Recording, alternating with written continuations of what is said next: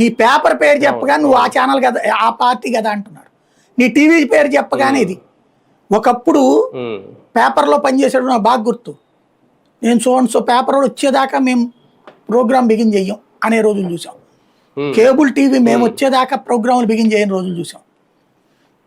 Sir మీరు వస్తే కానీ మేము చేయమని మా శాటిలైట్ ఛానల్ వచ్చేదాకా ప్రోగ్రాములు బిగిన్ చేయని రోజులు చూసాం. అలాగే మా అభిప్రాయాలను అడిగి తెలుసుకుని నిర్ణయాలు మార్చుకున్నటువంటి ప్రభుత్వాలు ఉన్నాయి, అధికార యంత్రాంగాలు ఉన్నాయి. లేదా వాళ్ళు ఒక నిర్ణయం తీసుకుంటే మనం రాసిన వార్త ద్వారా మార్చుకున్నవి ఉన్నాయి. ఒక రౌడీయిజం లాంటి దాని మీదన ప్రేమ పెంచుకున్న ప్రజలకు అది తప్పని కన్విన్స్ చేయగలిగాం మీడియా ద్వారా. ఒక ఫ్యాక్షనిజాన్ని సమర్థించే దశాబ్దాల తరబడినటువంటి అంశాలని అది తప్పని ప్రజల్ని కన్విన్స్ చేయగలిగింది మీడియా. ఇవాళ రోజున ఫ్యాక్షనిజం తప్పు కాదు, రౌడీయిజం తప్పు కాదు, దోచుకోవడం తప్పు కాదు, గనులు దోచుకోవడం తప్పు కాదు, ఇసుక దోచుకోవడం తప్పు కాదు, బెల్ట్ షాపులు పెట్టుకోవడం తప్పు కాదు. తప్పుడోడెవడా అంటే జర్నలిస్ట్ అనే పరిస్థితికి తెస్తున్నారు. నిజాయితీగా మాట్లాడే జర్నలిస్టుని బురద గుంటలో పూర్తి చేస్తున్నారు జర్నలిజాన్ని, జర్నలిస్టుని.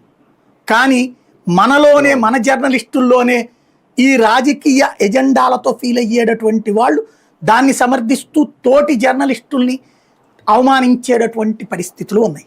కాబట్టి ఇవాళ రోజున నిజంగా చెప్పాలంటే